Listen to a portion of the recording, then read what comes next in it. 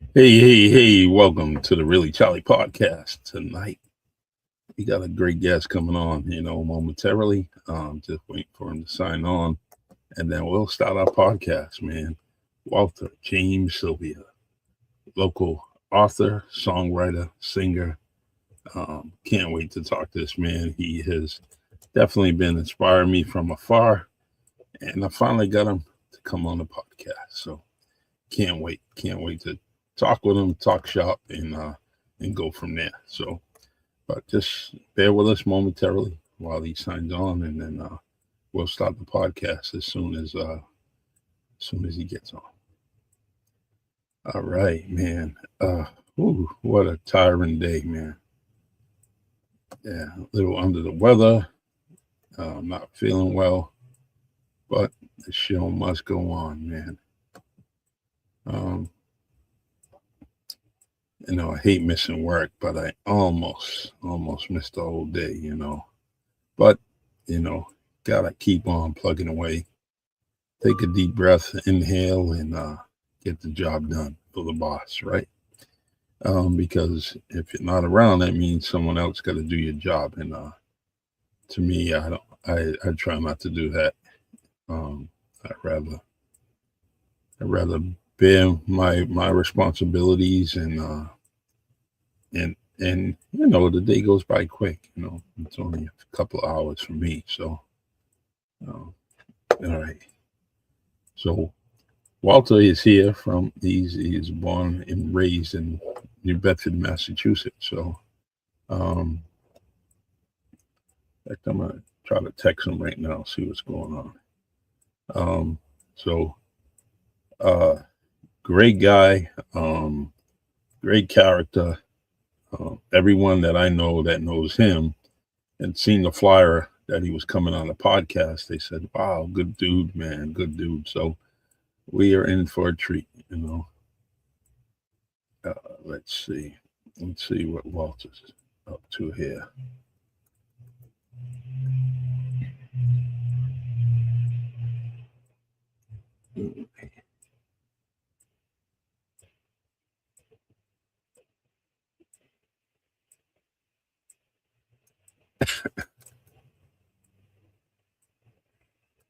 All right. So, but one way or another, we'll do something. We'll talk about many things. What about President Obama, man? Great, what a great honor. And I didn't watch the whole thing, but I really appreciate it. Mr. Dude. All right, here's Walter right now. Hold on one second. What's going on, stranger?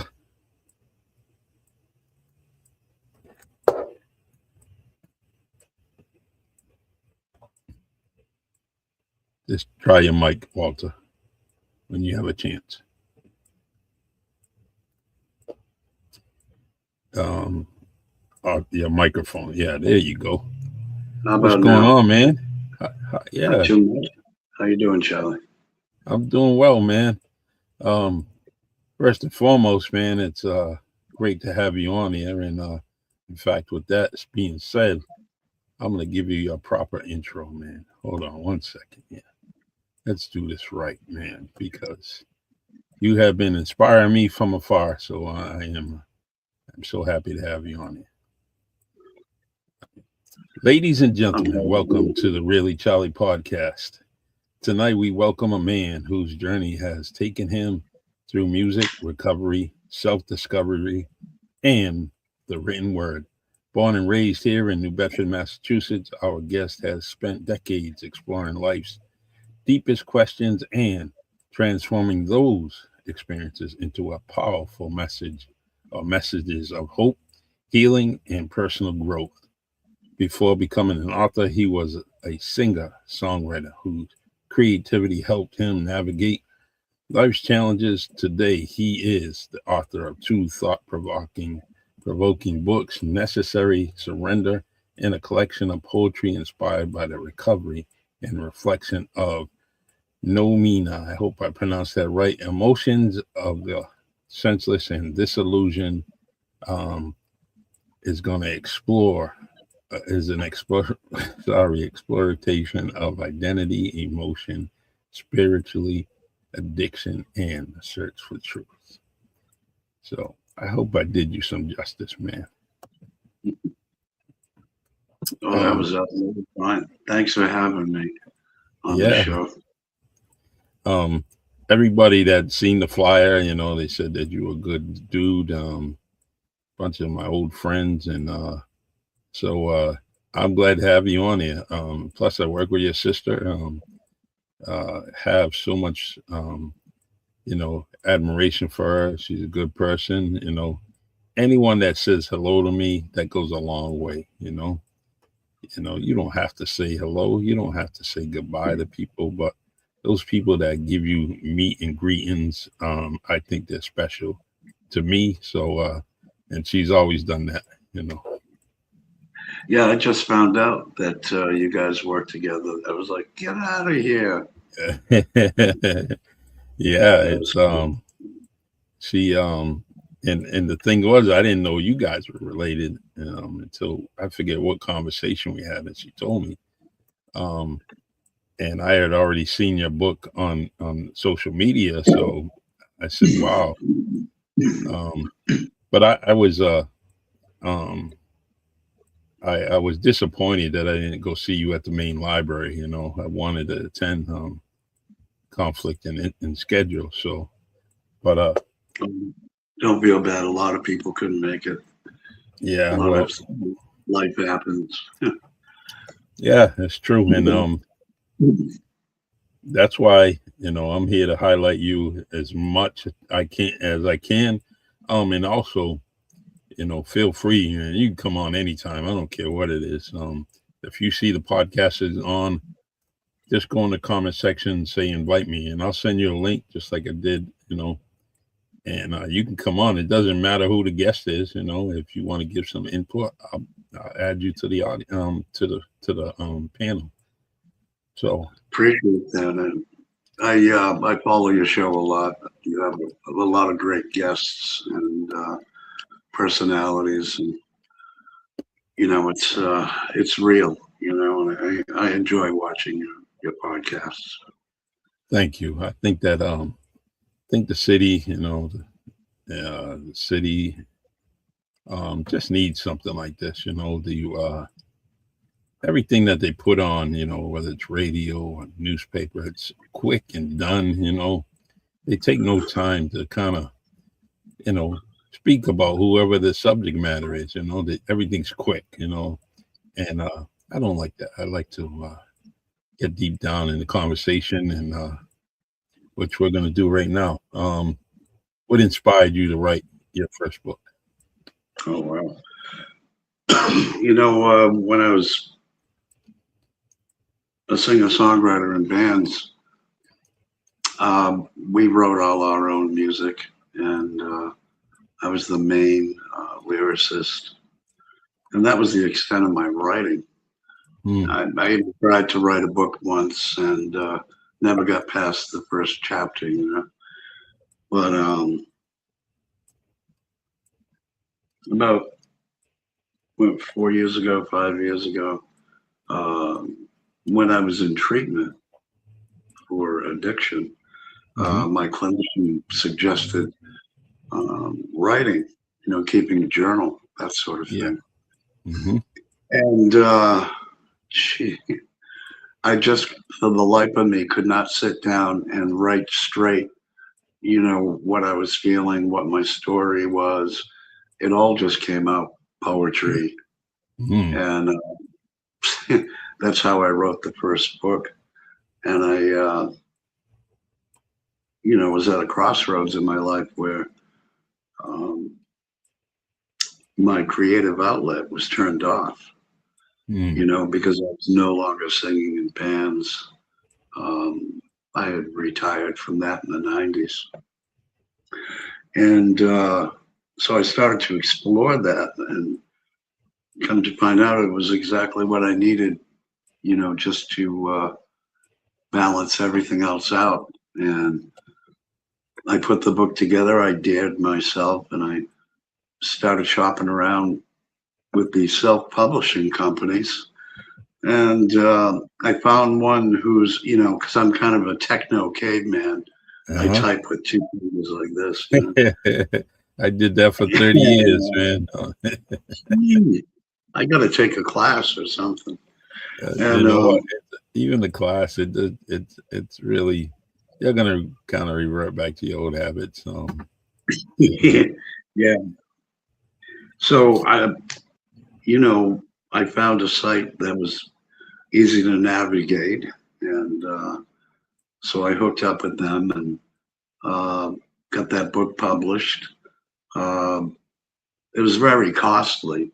Like I yeah, said, this was about 4 years ago, so the industry standard was kind of high. There's still some companies out there that are kind of high, but a lot of them have come down in price.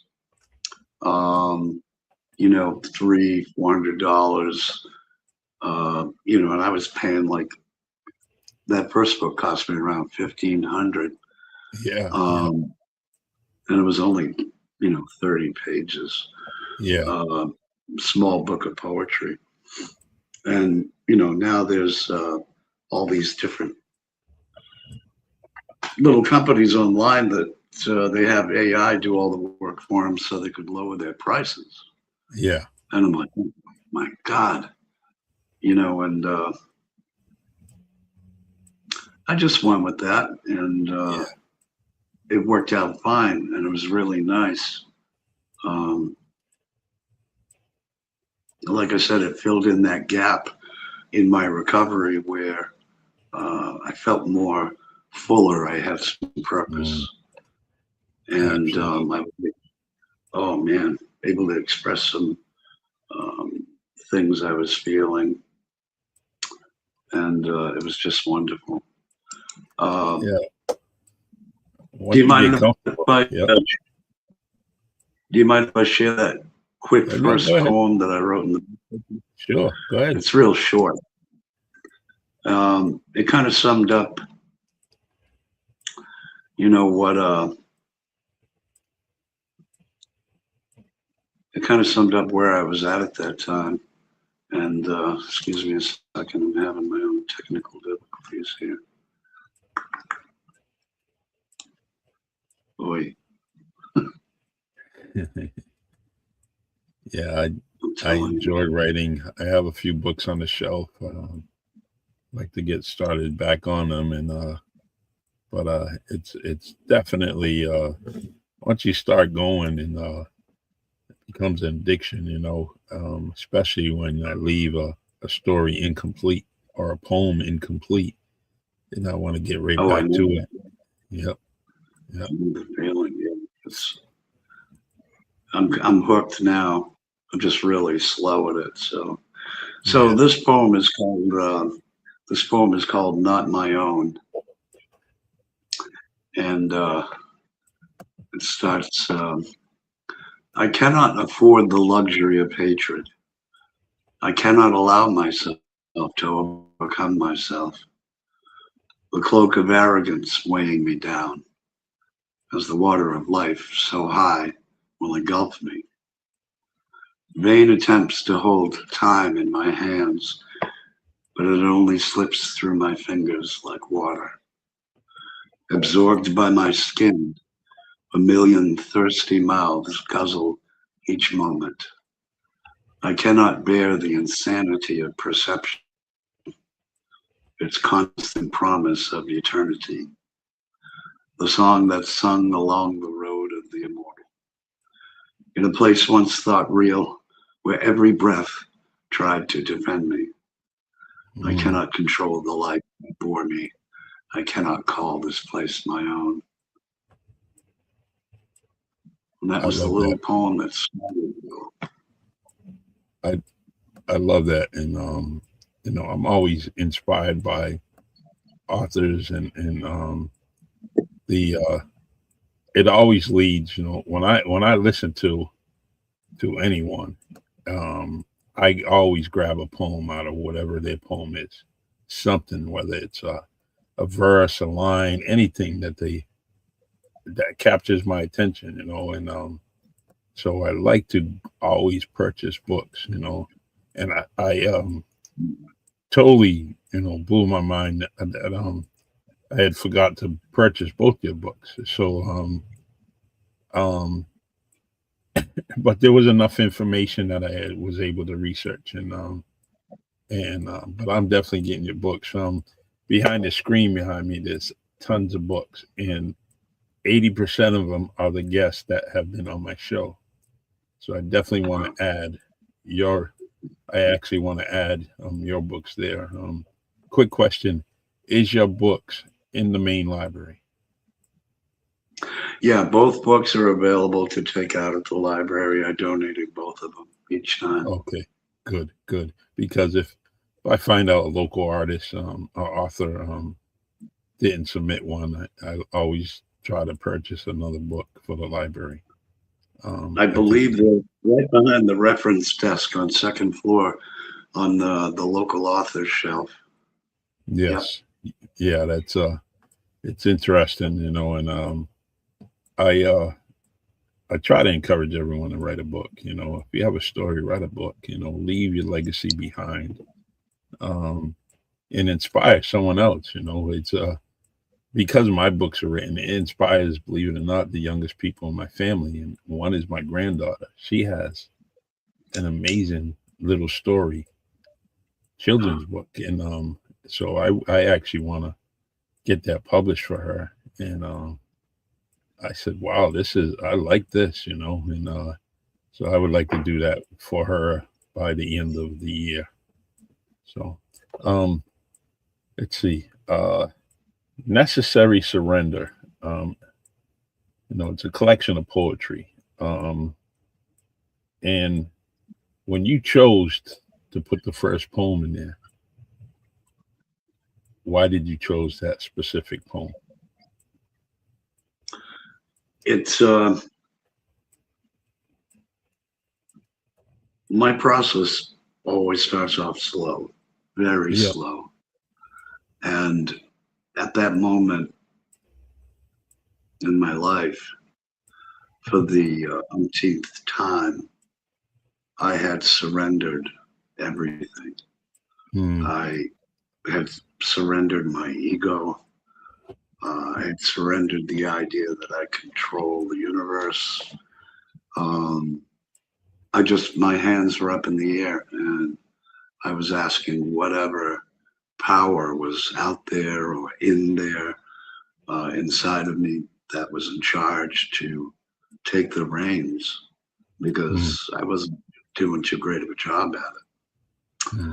Uh, you know, being under the throes of addiction is similar to being possessed, and Hmm. you lose the choice, Yeah. to Yes. to make decisions. And so I threw my hands up in the air again, and I said, "All right, you take care of things. I'll just follow, Yeah. and I'll stay the course this time."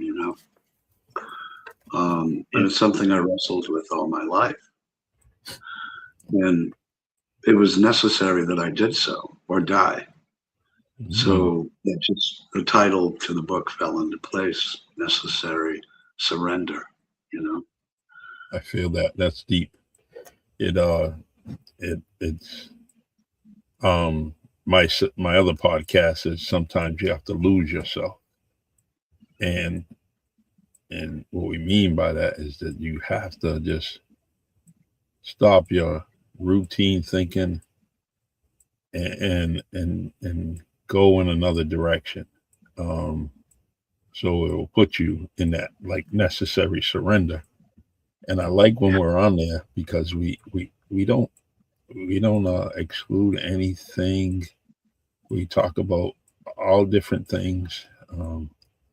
We had a great conversation yesterday about man to woman and conversations. And why a man and a woman need to be compatible and understand each other, and it's not a dominant role, because you're masculine, and so I truly, I'm glad that you had lost yourself and put yourself on that path to to just write the book, which led to a second book, you know. Let's see. Can poetry become a form of therapy? Absolutely. Yeah, I Absolutely. agree. I mean, probably more so than so many other mediums because um, just the expression, that expression can be shared with almost anyone, you know. A painting or a sculpture is just as equally expressive, I and agree. you don't need to have a command of words. You can just look at it and see it and feel it, you know. That's kind of the way I feel about my writing, is that Mhm. like this new book, Nomina, Yeah, is more, it's more like a painting or a sculpture that I'm not trying to prove anything. I'm not trying to teach anything. I This was all for me. I was just yeah, expressing myself, you know, my inner journey, my spiritual journey, you know. yeah. I can't wait to get them. You know, I'll order them this weekend and definitely get them to my hands very soon. The I I actually have a copy for you. I was going to bring it to you, but um, we weren't doing this down at the station, so. Oh, Um, okay.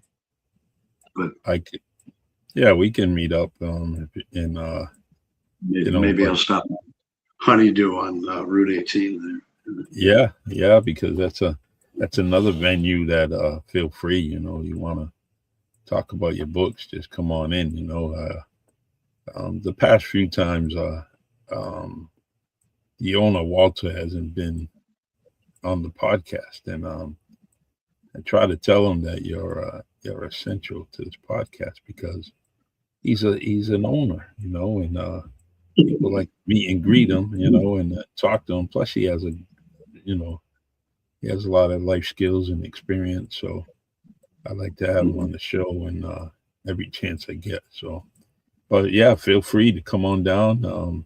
Whether it's Well, you and a thank you. friend, it's open to you every single week, man. Um, Appreciate so let me see. that.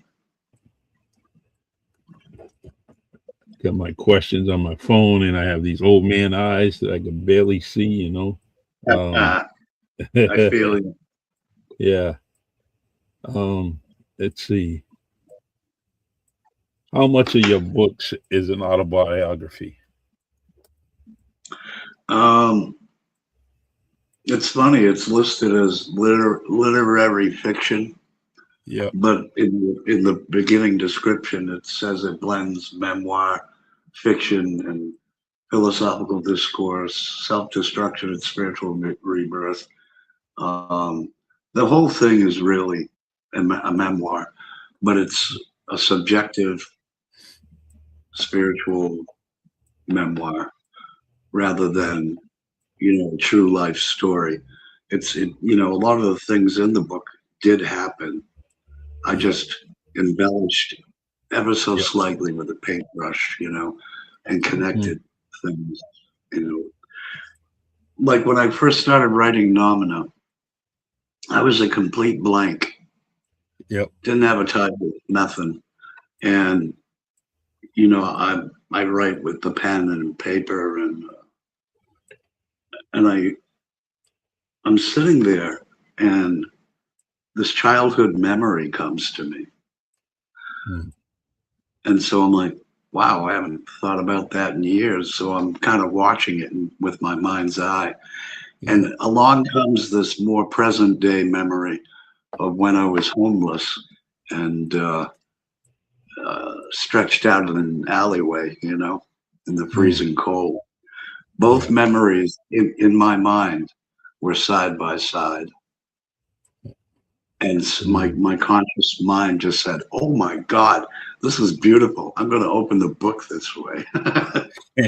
So I did. I like that. I truly like that. Um, it's very elusive to me that that picture, and especially my experiences on the police department. I've seen a lot of situations, and I'll never forget the situation that older woman.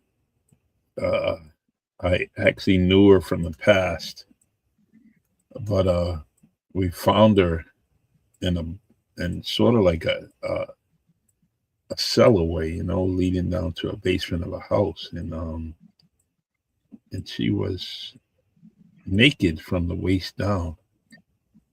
And then when she finally came into light, I seen who she was, and I said, "Oh my God," and it was actually a friend of mine's mom.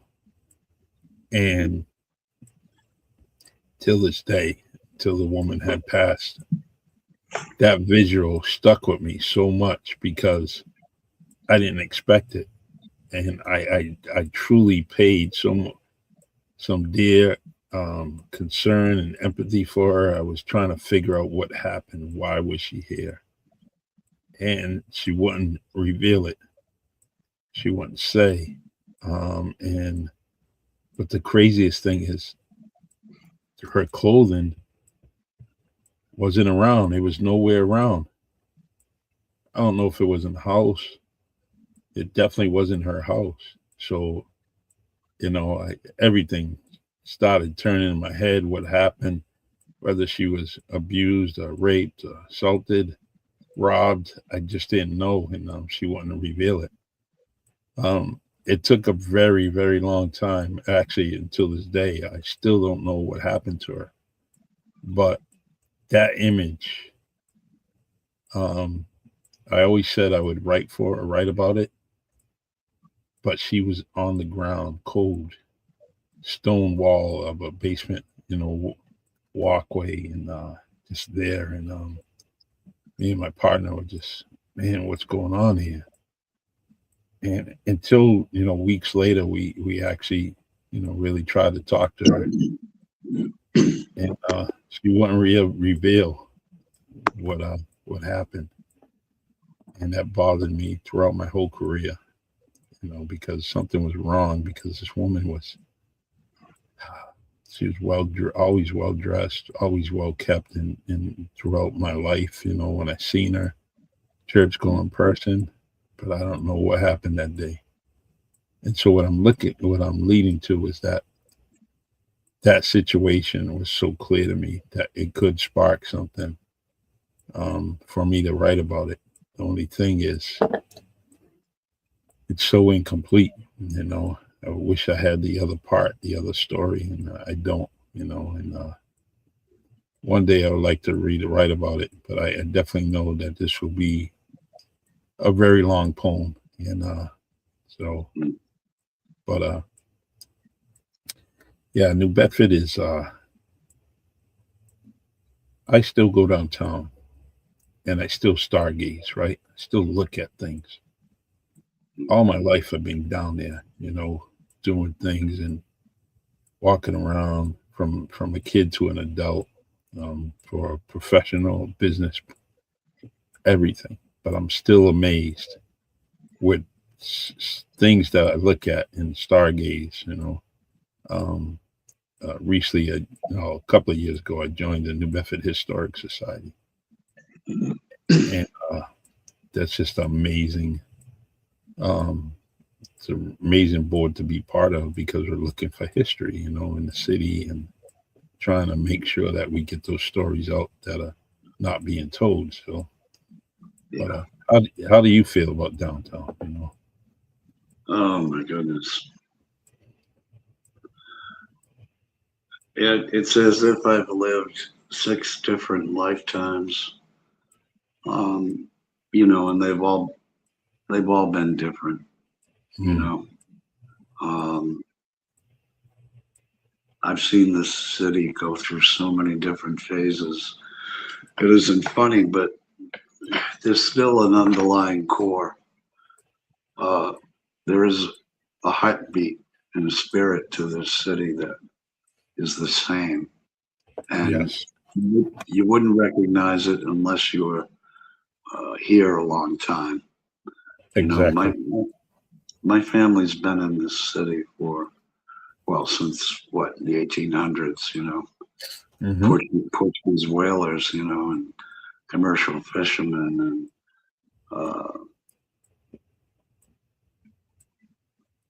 I've always been in love with this town. I've always been in love with this city, especially downtown. You Yes. know, the historicity of it is always, I've always romanticized it. You know, when I was sober for years and years, I, I would often go down there and, you know, and just sit and meditate, watch people go Mm. by, people watch, and in my drunken years, when I would lose everything and become homeless, I always gravitated down there because I Mm. knew it. You know, Yes. I knew every alley, every nook and cranny, Hmm. every cheap dive, and there were plenty of dives back in the day. Yes. um, you know, and I'd like to think I know this city better than most Yeah. Yeah. because It's I've been face down in the dirt in this city, and you get a different perspective yeah, than just passing through. You know, and so many people these days are just passing through, so true. Um, which is which is fine, but yeah. I try to tell people that there's so many stories here. Um, oof, and just try to talk to someone local like you, like myself, and just learn something different that's outside, the Whaling Museum or outside, and those pieces are all, part of the huge history, but org- r- check out the organic stories, like yours and your books, your story is clearly a documentary. It's clearly a movie. It's clearly something that we see every single day or week on TV. You could take your book and say, man, I think my book was better than that story that I seen on, you know, uh, what's it, lifestyle, I believe it is. Yeah, all those different stories, then YouTube is my friend. I listen to everything on YouTube. I truly, truly love it. It's I call it my professor, you know, there's a, and there's a I lot learned there. some, yeah, yeah. So all right. Let me see what else I have here. What was the hardest truth you discovered while writing your books? Um, I've always kind of been introspective, um, and would exercise insight into myself, you know, to see what I was doing wrong. Mm, You know, when blaming other people, places, and things wasn't cutting it anymore. yeah, I had to take a look inside of me and said, well, what's the problem with me? And when I started to follow my journey of recovery, I I learned how to do that effectively, mm, um, nice. because that's what they have in the recovery community is, cleaning house and learning about yourself and developing coping skills and mechanisms. And I can't say enough about the recovery community, whether that's 12-step programs, AA, Yes, NA. Um, I'm eternally grateful to those organizations because they bridge the gap between me and my soul. between me and my mind. I was able to regain my sanity. So I, every time that I fall on my face and get up and come crawling back into recovery, it gets worse and worse out there. Mm-hmm. But every time I come back into recovery, it keeps getting better and better, stronger and stronger. And I learn more each time. Unfortunately, I learned the hard way, Yeah. So, but and sometimes I can get too much, and that's why I like this creative process of writing, because I was gifted a laptop Yep. a couple of years ago, so I was able to start writing so that I could publish it. Yeah. I'm over there typing with my two fingers, like a caveman at top speed. And all of a sudden, I went into a trance where I didn't realize what I was writing. And all I could sense were all of my thoughts, which were going 100 miles an hour, looking back over my life, and da da da. And while that was happening, some deeper part of myself slipped out the back door. Yep.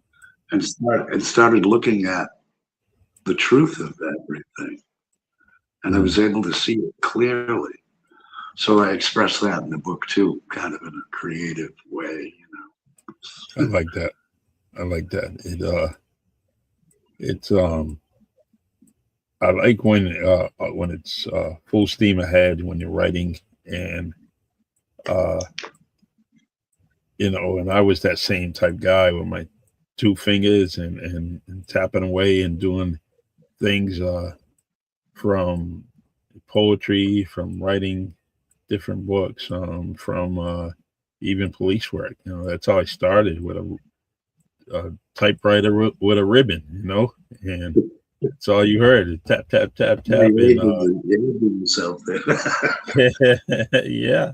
It's the craziest thing is that the between the ribbon and the correct the whiteout, the whiteout ribbon, those are the most essential things around. If you have to keep them, because three carbon, a carbon paper, two paper, three different sheets, and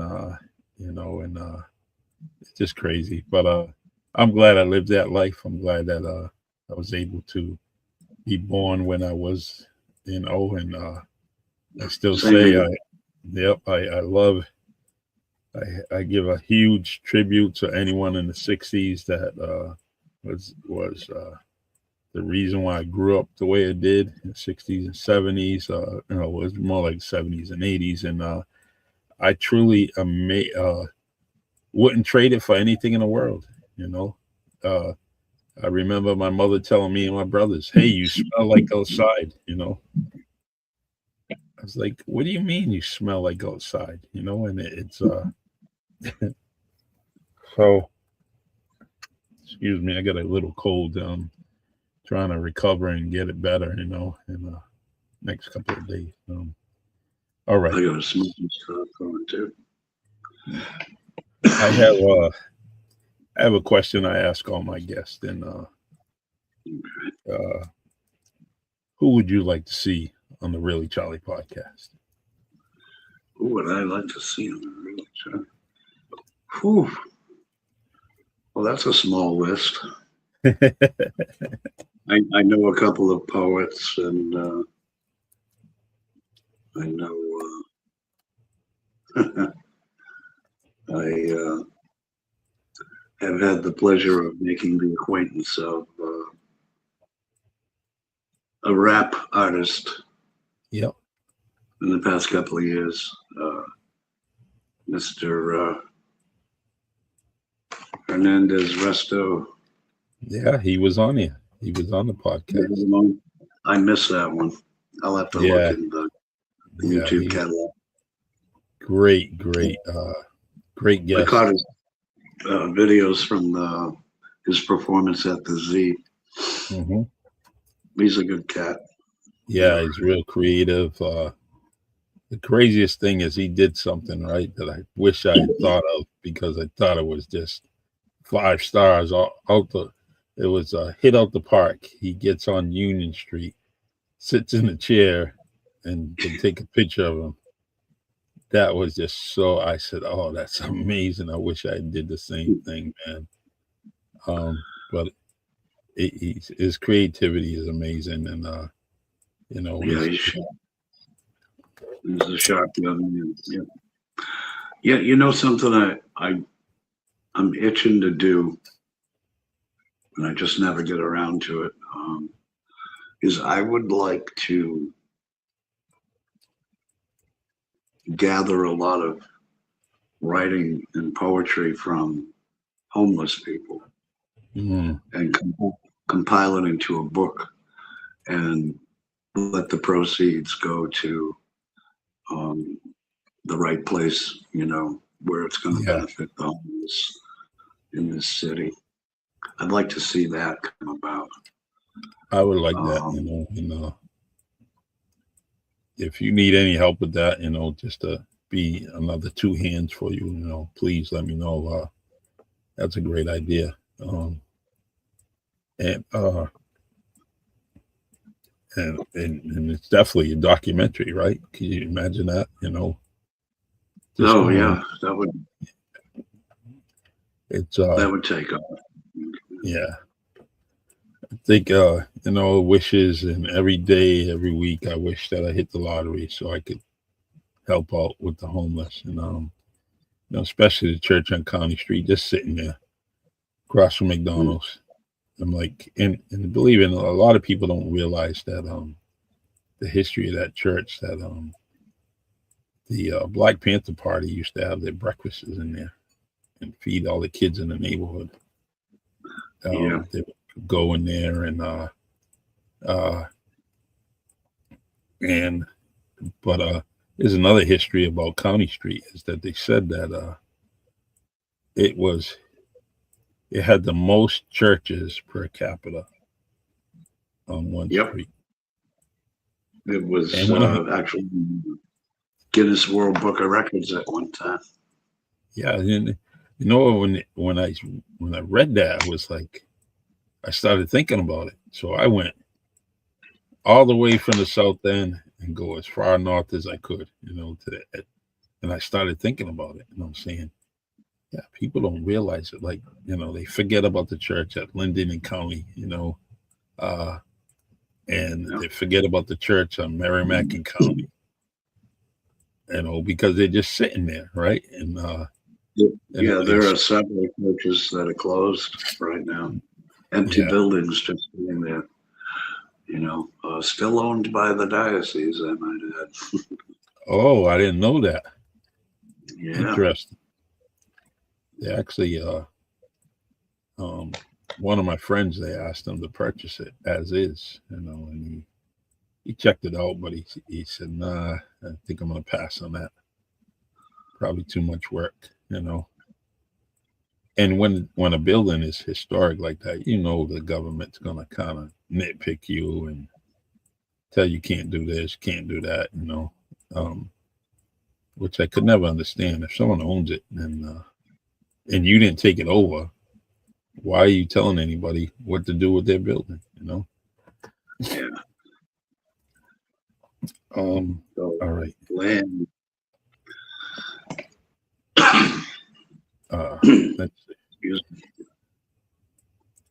Let's see. We got 2 more questions for you, and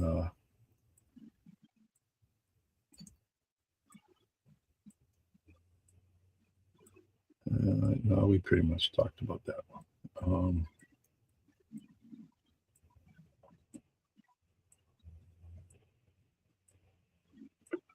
All right, I'll ask you another hot question. Oh. You got 2 books, and you're going on a train ride from here to DC. Which book are you reading? The longer one. Yeah. Yeah. Um, it's I still want to take that trip, man. I still want to kind of go from Boston to DC on that fast train ride, and I like the train. I always wanted to kind of, Yeah. as a writer, I wanted to always, go cross country and just write You from just, you just reminded me of the last band I was in. Uh, was in '93, Mhm. and we decided to move down to Western North Carolina and Mm. maybe try to get signed to a small indie label. And you know, when we were cutting through New York Mhm. on the bus, I was on the bus. What a long! I'll never take a bus down there again. But we cut through Harlem, Yep. and my face was up against the bus window, Yep. and I just was like amazed at how beautiful it looked. It was Yeah. just this big, festive, multicultural. I mean, there were street musicians, and there were Yeah. uh, murals and paintings everywhere, and people going back and forth shopping and doing whatever. And it looked like a painting. It looked Yeah. like one of those old French impressionist paintings, and I was like, so I used that as a lyric in a song I wrote, and I had my friends in the band had no idea what I was talking about, but Uh-huh. it was that bus ride through Harlem. It's I went to the Harlem Book Fair, and from New Bedford to Harlem, and went on a bus tour, and that's where we stopped. I was so amazed, just like you are, you was, and I was just looking at everything. Um, where I wasn't amazed with the books, and that's what I was supposed to be there for. I was more amazed with people watching Mm, yeah, and conversations. I sat on a bench one time and just listened to everybody around me, and it was just amazing. If I could have recorded that, it would have been, just man, yeah, so vibrant and so alive. You know, and then we go through the Bronx, and it looks like a nuclear holocaust. You know, so but true, anyway, so true. And all right, all right, Walter. What I want to do is want you to close the podcast with anything you possibly want to talk about. We got about 10 minutes, and just you can even ask me questions. Whatever you want. hey, I think what's kind of amazing to me about this, um, and I'm not patting myself on the back or anything, but I am recognizing that I don't have any experience in writing.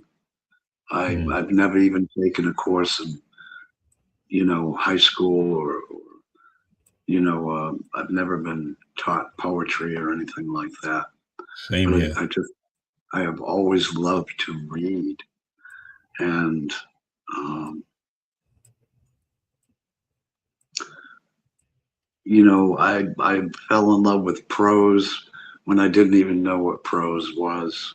Yeah, I just know yeah, I loved reading it, and I loved how it was lyrical, and and what the heck. A lot of amazing things have happened to me in these past um, 5 years. That the quality of life for me within these last 5 years has probably been just about the best since since I was a kid in the 60s and Wow. 70s. You know, Amen. it's, it's been such a blessing to not have to go through that personal struggle, and it's just staying the course. Man, if anybody's ever in treatment for addiction, if anybody's trying to find themselves creatively, don't stop. Yeah. Stay with it. Stay with it till it's done. So And true. that's how I'm going to try to finish the rest of my life. Um, is to just stay with it and enjoy it and appreciate it and be grateful for it until it's So, done. Yeah. so true. Yeah. And it's the same here. I just want to, every day I'm trying to do something, whether it's write another book, write a poem, write a song. Um, it's crazy. My phrase was thinking and writing. I would always put that on my Facebook post. And now it's going to thinking and songwriting. And I truly love it. I love doing it. And Do you play an instrument? no, I don't. And that's the problem. Uh, I have a guitar here, electric one. And my granddaughter wants it, so I'm going to give it to her. And uh, also, if I could sing like my dad, I'd probably that would be perfect, because I can write every single day, and but I don't have the voice for it, and it so what I did is I've been, because I had many songs, but I couldn't get local artists to sing them, play them. So I've been using the Suno app to play my music, and then produce it, and I put it down in the description what I want, country music, gospel, R&B, hip hop, whatever it is, pop. I put it in there, um, and how I want it to play. I'm a saxophone lover, uh, and the best thing about it is that I get to hear my lyrics in music, and it really, it's amazing. I thought I needed people to help me, but little did I know that that this little app has done so much amazing things for me. And someone is actually recording a couple of my songs, so I can't wait till it comes out so we can announce it. And but yeah, so I just wanted to say that. That's awesome. So we got a lot of things in common, and there's one thing that I would like us to do is build on our friendship here, and if you want to collaborate on anything, please let me know. And that idea about poetry from the homeless, that would be amazing. Um, that I hope you stick with that and make it go through from A to Z, and then stamp your name on it at the end. Yeah, that'd be a project, Yeah. something. But Yeah. hey, you might have known my dad too. Oh yeah. He used to work for the city, Mm. on the back of the garbage trucks. Um, most people knew him in his later years. He was the guy that used to sit outside of the Dawson building with a Viking hat on, and he would wave. Absolutely. I know who that is. Yeah. That was my dad. Oh my God. Talk about seeing someone every single day. Um, God, that yeah, he was definitely an icon. And it's too bad more people didn't take pictures of him, man, because that was just, you seen him, and I will never forget the first time I seen him, and I'm like, holy cow, man, that looks cool, and Then Yeah, he see was him. a character. Yeah. Yeah, he definitely had a crowd around him. That was the crazy thing, is that he was probably a topic of conversation, or led the topics of conversation amongst his friends, because they were always around him, you know. Yeah, people loved him. Yeah. But anyway, hey, thanks for having me on, All Charlie. right. It's been a pleasure. And Yeah, I truly if anybody appreciate. wants to order the book, um, you can order from Amazon, Barnes and Noble, Kindle, ebook, or through the publisher, which is Outskirts Press. Okay.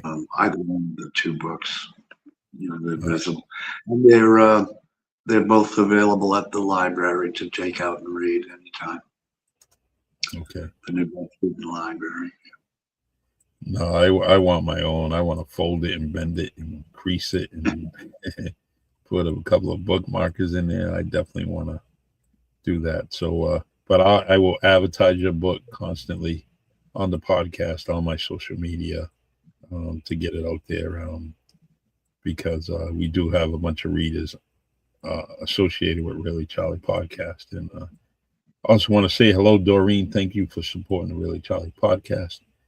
You're always here. I appreciate you.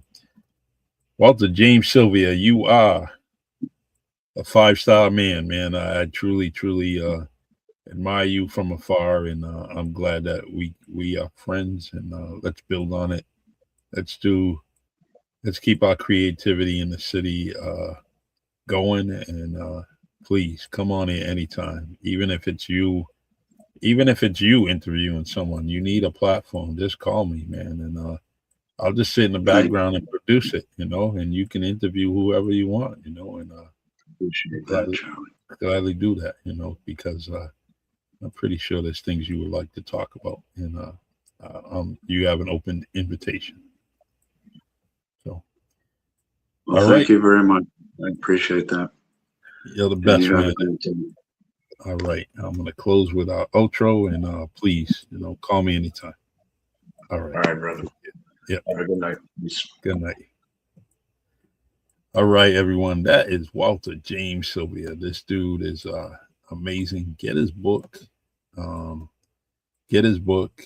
Like you said, it's on Amazon. It's on Outskirts. 2 books. They're amazing. If you have to just check it out before you purchase it, go down to the main library, and it's Walter James Sylvia. Necessary Surrender, uh, and his other book is Numino. Mina, rather. Sorry. Butchering that name all night, man. But thank you. And if you want to come on the Really Charlie podcast, send me an email, message. I truly appreciate it. We are on Facebook, LinkedIn, and YouTube. Please like and subscribe to all the channels. We need it and appreciate it. All right, everyone. Take care and God bless.